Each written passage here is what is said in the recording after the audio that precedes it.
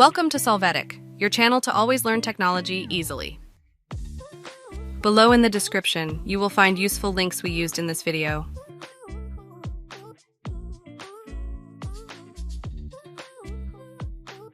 Today in Solvetic, we will see how to remove header space in Word.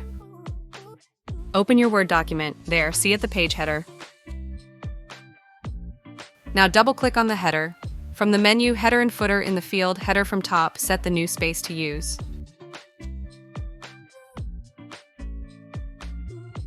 You can see the change, and by double-clicking on the document, you will see that the space has been reduced.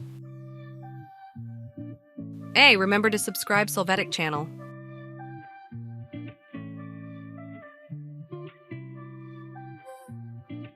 We hope it has been helpful for you. Here are links to watch more videos of your interest and subscribe to the Solvetic channel. Thank you.